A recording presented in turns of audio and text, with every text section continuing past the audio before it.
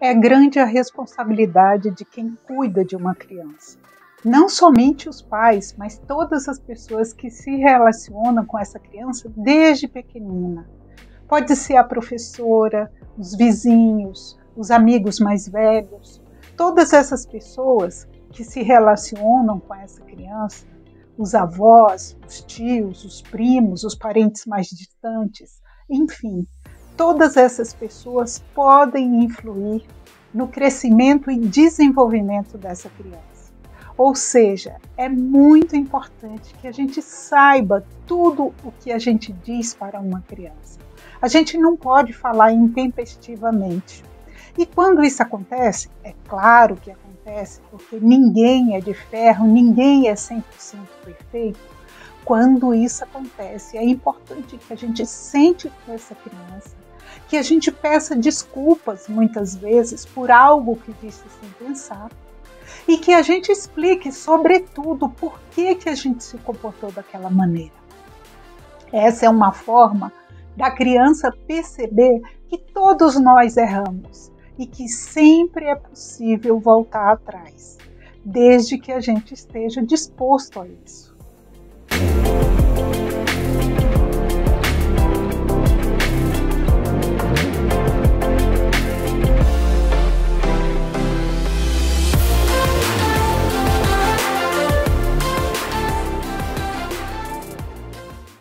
A família é a primeira formadora de opinião de uma criança. É na família que ele encontra, na família ali dentro de casa, onde essa criança chegou do hospital, da maternidade e vai morar, é dentro dessa família, dentro desse lar, que ele aprende as primeiras lições trazidas do mundo.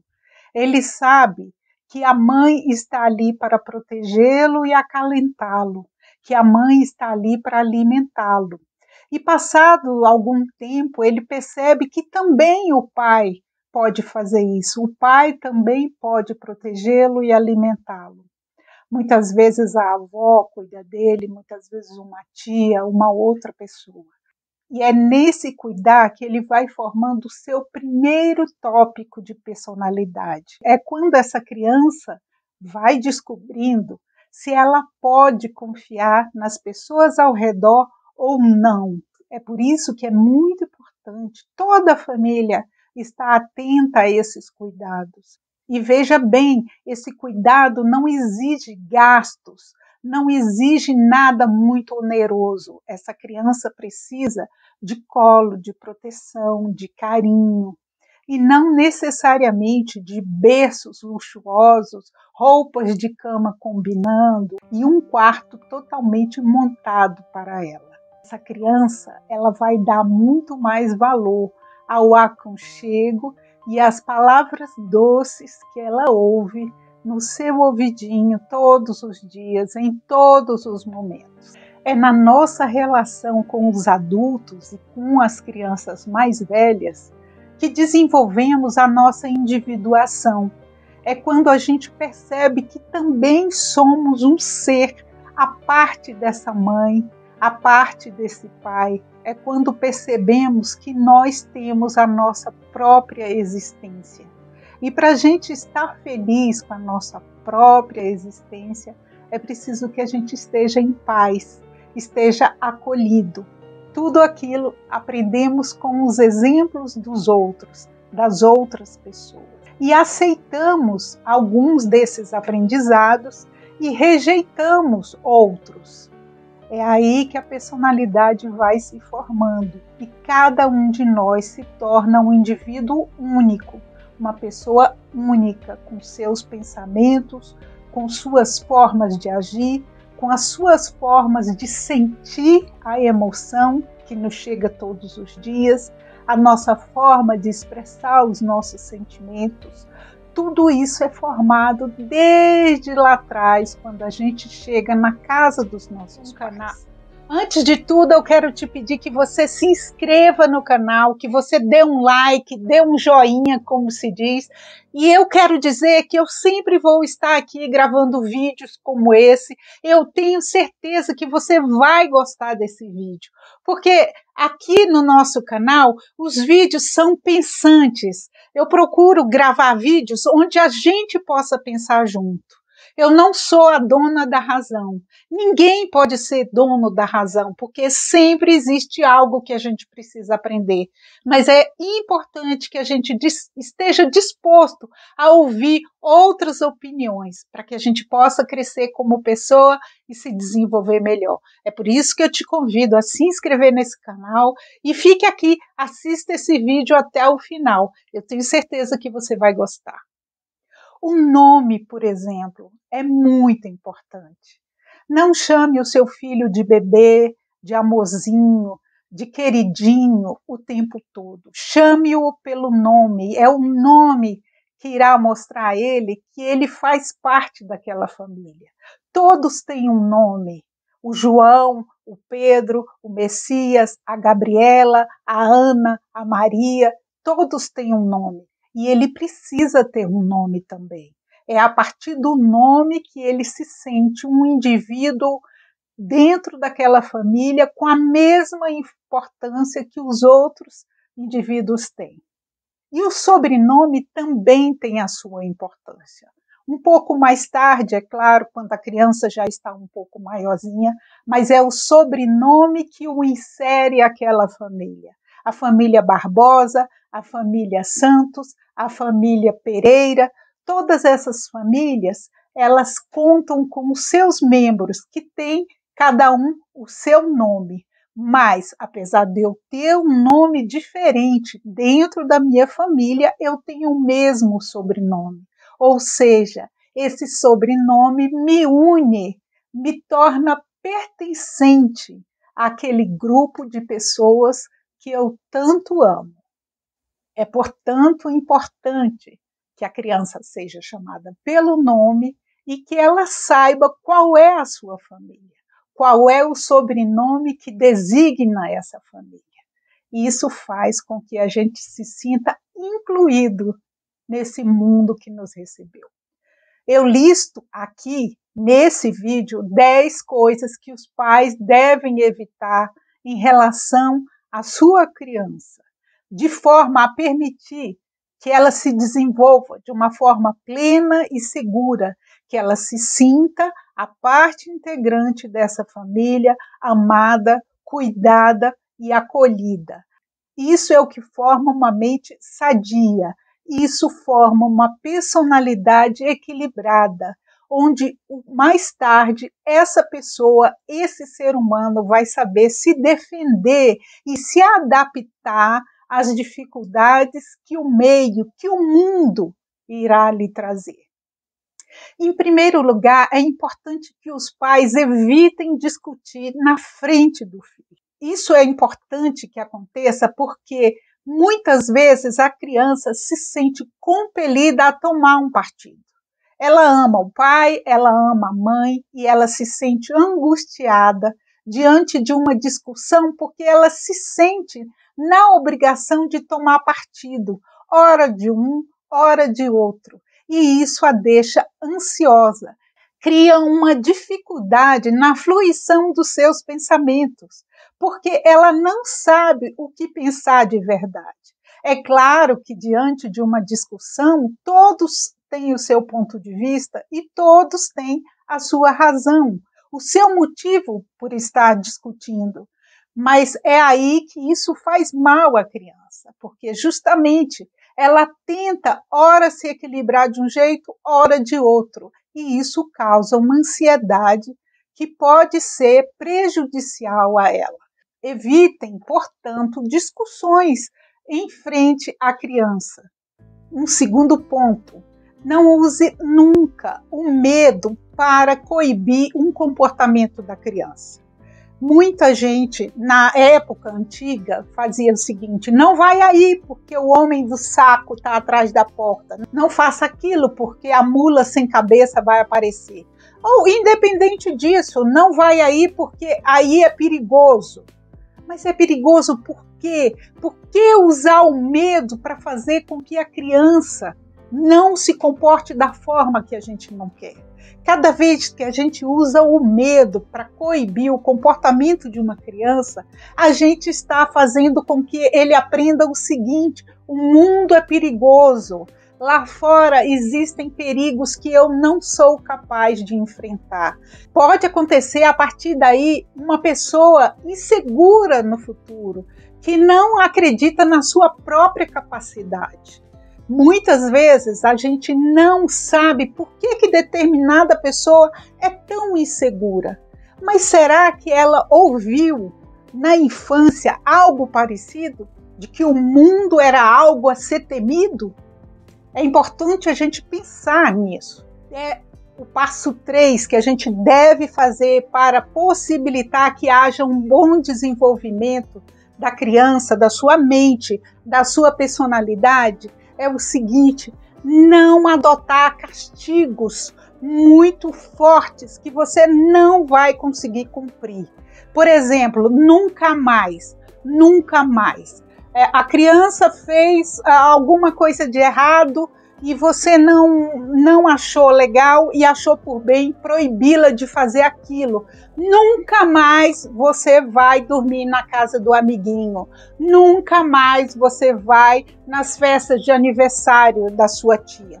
Esse nunca mais é falso, ele não vai acontecer. Dali a pouco você vai liberar esse nunca mais. E isso faz com que a criança não passe a não acreditar mais em suas palavras. Outra coisa que também acontece e que a gente deve evitar é adotar castigos muito severos para coisas pequenas, do tipo, a gente fica com muita raiva na hora que a criança, por exemplo, mexeu, subiu na estante e derrubou o vaso. A gente já tinha avisado que não era para fazer isso e mesmo assim ela foi lá e fez. Então a gente fala assim, vai ficar um mês sem internet, por que você fez isso? Acontece que a gente não vai deixar essa criança um mês sem internet. Até porque é na internet que muitas vezes ela encontra as respostas para a lição de casa. É na internet que ela consegue se comunicar muitas vezes com um parente, com uma pessoa que quer conversar com essa criança. Então, a gente não vai conseguir cumprir. É importante, no momento em que o vaso caiu, que o vaso se quebrou, que você sente, convide essa criança a sentar e fale sobre o que você está sentindo em relação a isso. Qual a importância desse vaso na sua casa? Por que esse vaso era legal estar ali na estante, enfeitando aquela estante, naquela casa que é de todos? E que você espera que da próxima vez ele não adote uma postura como essa, porque é um vaso, é um objeto que era de todos. Assim você vai ensiná-lo a ter responsabilidade com as coisas de dentro de casa. Ele vai perceber que ele também é responsável por aquela casa, por as coisas que estão dentro daquela casa. Então ele vai ter mais cuidado ao lidar com a televisão, a lidar com os aparelhos, ter mais cuidado quando for caminhar ou se esbarrar nas coisas, correr pela casa. Ele vai aprendendo com essa sua explicação sobre o vaso que ele também tem que ter cuidado para que as coisas não se quebrem, para que essa família não fique desfalcada dos seus objetos de dentro de casa. Tem uma quarta coisa que a gente pode fazer e que ajuda bastante também na criação dos nossos filhos e netos, enfim, todas as crianças que estão ao nosso redor. Não gritar. Gritar faz com que a criança se sinta impotente, ela se sente indefesa diante daquilo que está sendo colocado a ela. O grito faz com que ela se sinta muito mal, ela se sinta submissa, pequena, eu diria assim, quase que sem uma importância dentro daquela família. E tem outra coisa também. Quando a gente se acostuma a gritar muito com a criança, Isso faz com que ela só consiga atender ao que foi pedido a ela se for por meio do grito. Então, gritar também não é uma coisa legal da gente fazer. E caso sempre, lembre-se, sempre, você gritou, você percebeu que fez isso, sente-se com essa criança, converse a respeito, diga que é uma coisa, um hábito que você tinha, mas que você está se policiando, porque gritar não é legal, porque não precisa gritar para ser atendido na vida. A quinta coisa que todos nós podemos fazer em relação a uma criança é nunca comparar. Evite comparações. Não compare o seu filho com outra criança. Não compare com um outro irmãozinho. Não compare com um primo, com alguém. Evite comparações. E nesse caso, eu até acredito que não comparar com o primo, com o irmão, é mais fácil. O problema é quando a gente compara com a gente mesmo. Sabe aquela história de, no meu tempo, quando eu era criança, eu fazia isso e acontecia aquilo. Se fosse hoje, comigo era assim. Se eu fosse fazer a mesma coisa com você, você está comparando. Os tempos são outros, a cultura é outra, diferente daquela em que você foi criado, que você foi inserido na sua primeira infância. Então vamos procurar viver de acordo com o hoje, com o agora, de acordo com as urgências que aparecem agora, nesse mundo líquido onde tudo acontece ao mesmo tempo. É importante que a gente tenha coerência com essa criança. Então, vamos evitar a comparação. Tem uma sexta coisa que a gente também pode e deve fazer em relação à nossa criança: não usar demais a palavra não. Não usar o não indiscriminadamente. Ai, palavrinha difícil. Pois é, gente. Muitas vezes a gente fala não para tudo e a gente não se dá conta disso. Não pode comer agora, não pode comer a sobremesa agora, não pode correr, não pode brincar, não, não, não, não. Veja bem, cada vez que a gente usa o não por um motivo qualquer, a gente está fazendo com que esse não perca a sua força. É por isso que tem muitas crianças que a gente vê por aí que o pai e a mãe falam: não faça isso, ele vai lá e faz. Não faça aquilo, ele vai lá e faz. Por quê? Porque ele está acostumado a ouvir não o tempo todo. Então vamos pensar bem, vamos estar atentos. A criança pediu para hoje comer a sobremesa antes do almoço. Vai ser um problema muito sério? Só hoje vai criar um problema? Essa sobremesa de hoje, ela é especial, é um dia especial, essa criança acordou mais tarde, enfim, N coisas podem ter acontecido e que pode ser possível sim essa criança comer a sobremesa antes do almoço, ou se for o caso, não almoçar. Aí você deixe claro que amanhã, no dia seguinte, ela vai ter sim que almoçar no horário. Mas hoje você não vê nenhum problema a princípio. Isso com relação a tudo. Eu quero ir brincar no parque com o meu amiguinho, mas normalmente você diria não. Quem é esse amigo? Quem é o adulto? Vai ter um adulto supervisionando? Você confia nesse adulto? Então permita, deixe. Não diga não sem pensar. A questão é essa, refletir em torno desse não que você está prestes a dizer. E aí, se você ponderar que não é não mesmo, aí diga não. Confirme o seu não. Mas caso isso não aconteça, é muito melhor você liberar uma coisa ou outra de vez em quando, usando o mínimo possível a palavra não. Porque o não demais perde a sua força e perde o seu valor. Coerência entre os pais. Aqui eu falo para os pais que criam o seu filho e os dois têm o mesmo poder de comando, porque isso é que é o certo dentro de uma casa, de um lar, de uma família. Os dois, tanto o pai quanto a mãe, têm que ter o mesmo poder de comando. E aí, o que acontece? Essa criança ouve da mãe uma coisa e ouve do pai outra coisa. Aí cria-se um conflito e é a partir desse conflito que a criança vai se aproveitar e conseguir o que ela quer. É aquele famoso, minha mãe deixou, o meu pai deixou. Então, se a mãe deixou, está deixado. Se o pai deixou, está deixado. Se o pai proibiu, é proibido. Se a mãe proibiu, não há nada que eu possa fazer. Sua mãe proibiu, sua mãe não deixou. É preciso que os pais sejam coerentes. E é preciso também que os pais conversem entre si.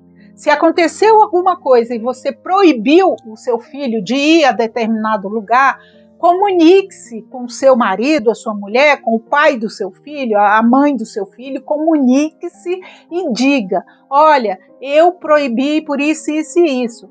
Aí, quando essa criança procura esse pai e essa mãe para conseguir uma atitude contrária, ele não vai encontrar isso. Por quê? Porque os dois já se comunicaram, já combinaram que aquilo já é uma questão fechada. Assim, a criança vai perceber que os pais falam a mesma linguagem, que ali dentro daquela casa, o poder de deixar ou o poder de proibir é igual, é o mesmo. Uma coisa que os psicólogos, médicos vêm falando muito é sobre a internet. Internet demais, o tempo todo, é perniciosa. Quanto menor a criança, mais ela deve ser orientada e coibida de usar a internet o tempo todo. Eu sou da opinião de que uma criança, um bebezinho, não deve brincar com telas de iPad, de iPod, enfim, de celular.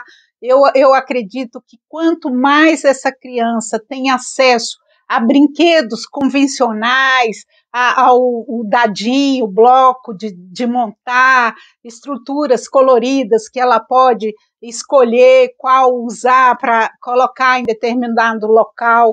Todos esses brinquedos, eles mexem muito mais com a imaginação. Ela vai aprender na prática que é preciso o cérebro pensar e as mãozinhas atuarem ao mesmo tempo, que haja uma sincronia para que aquela brincadeira exista, para que aquele brinquedo seja divertido, escolher as cores por ela mesma. Então, cada vez que ela brinca com uma tela que é só clicar, ela não está, de fato, escolhendo, ela está seguindo uma sequência que é programável por a inteligência artificial. Eu, particularmente, discordo do uso de telas, computador, enfim, tudo que eu falei, celular, e iPod, iPad, enfim. É uma tentação, deixaria essa criança mais quietinha quando você precisa que ela fique quieta, sim, mas acontece que é preciso dosar isso. Se você mantém a sua criança ligada aos livrinhos de história, lendo livrinhos de história para ela, se você consegue manter a sua criança mais tempo longe das telas, pode ter certeza que ela vai ter um desenvolvimento muito melhor, porque ela não vai receber nada mastigado, ela vai em busca desse aprendizado. E aí, mais tarde, porque, claro, mais tarde você vai ter que liberar que ela entre na internet, e quando isso acontecer, ela já vai ter uma outra visão de mundo. Aí já é mais difícil que ela fique só viciada na tela do computador. É por isso que muitos pais, hoje em dia, não conseguem, por exemplo, que os seus filhos leiam. Por quê? Porque os pais não leram historinhas para eles quando eles eram pequenos, e os pais, eles não estiveram presentes naquele momento em que o computador era a babá dessa criança. Então, é preciso, eu entendo que o mundo atualmente é muito complicado, mães que trabalham fora, pais que trabalham fora, mas procure enriquecer o dia a dia dessa criança com brinquedos simples. Os brinquedos mais simples são os melhores. E aí ela muda o direcionamento desse brinquedo e o utiliza para fazer uma outra coisa, criar o seu próprio mundo de acordo com aquilo que ela está vivendo. E não receber um mundo pronto e acabado, onde ela vai apenas dizer sim e apertar um botão. Agora é a 9ª questão. Tenha um cantinho específico para a criança dentro de casa. Se, por exemplo, ela dorme em um quarto onde ela divide com vários irmãos, é importante que cada uma das crianças tenha um cantinho onde ela possa ter seus livros, onde ela possa ter seus brinquedos, um espaço onde ela possa receber seus amiguinhos. E aí, nossa, Leca, você está querendo o quê? Um apartamento pequeno? Eu vou fazer o quê para conseguir isso para o meu filho, minha filha, ou para os meus filhos? Gente, um puff num cantinho, com algum quadrinho ali perto da parede onde está aquele puff, é um ambiente que pode ser daquela criança. Esse aqui é o puff do fulano, esse aqui é o puff do cicrano. Por quê? Isso faz com que ele se sinta importante dentro de casa. Ele tem um espaço que é dele. O pai tem o escritório, a mãe tem a cozinha, a sala de costura. Enfim, todo mundo tem um lugar dentro daquela casa, menos ele. Ainda mais se ele dividir o quarto com alguém. Se ele não dividir o quarto com ninguém, aí já é mais fácil. Aquele quarto só dele. E aí, dentro desse quarto, ele ter esse cantinho que ele possa sentar e ler e possa criar o seu mundo ali, ter o seu mundinho ali dentro, um lugar onde ele se sinta seguro, um lugar que ele possa recorrer. Por exemplo, ele está chateado, ele está triste, aconteceu alguma coisa, ele tem um cantinho onde ele pode se refugiar, se sentir acolhido, se sentir cuidado. É isso, na verdade é isso que eu estou falando. E que esse quarto, então, se for só dessa criança, que esse quarto tenha a cara dele, tenha o cantinho dele, para que ele se sinta realmente acolhido. Mas o 10º passo que eu aconselho todo mundo a fazer é: observe, preste atenção no seu filho, na sua criança, preste atenção quem ele é, do que ele gosta, se ele é extrovertido, se ele é introvertido, se ele é uma pessoa que gosta de sair de casa, se ele prefere ficar em casa, e procure ao máximo acolher isso, porque isso não existe nenhum erro, nenhuma falha na gente ser mais calado, ou na gente ser mais conversador, da gente falar mais da gente. Tem gente que não consegue falar de si mesma, tem gente que já sai falando para qualquer um tudo o que acontece na sua vida. Isso são formas de ser, são formas que a gente adota na nossa vida, que a gente vai se desenvolvendo e vai criando essas formas de ser e de existir no mundo, que a gente não pode, enquanto pais, tentar mudar. Sim, você pode orientar, falar: olha, filho, isso e isso, não é legal por isso e por aquilo, mas sempre apresentando um argumento, sempre apresentando uma razão. Nada pode ser jogado. Ah, é errado você ser assim, você deve ser assado. Não faça isso, porque você vai estar desqualificando, você vai estar... Desqualificar é uma palavra bem forte, mas você vai estar dizendo que essa criança, ela não existe de um modo legal, e ela vai pensar assim: se eu faço isso errado, se o fato de eu fazer assim é errado, então eu sou errado, eu sou uma pessoa errada.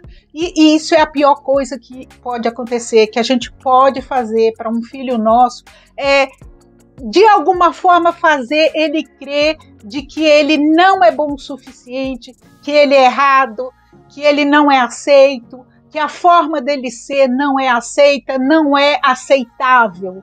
Isso é péssimo. A gente não pode nunca fazer isso. O nosso filho, ele tem que se sentir amado, acima de tudo, não importando a forma dele ser, não importando quem ele tem que se sentir amado e acolhido. E aí, o que você vai conseguir com isso?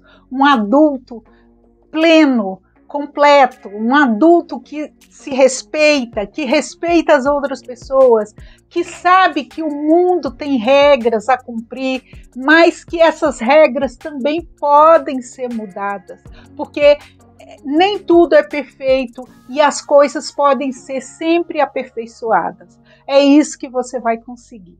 E agora, como sempre, o que eu posso fazer? Te desejar uma ótima semana. Um beijo, fique com Deus. Até o próximo vídeo. Tchau, tchau.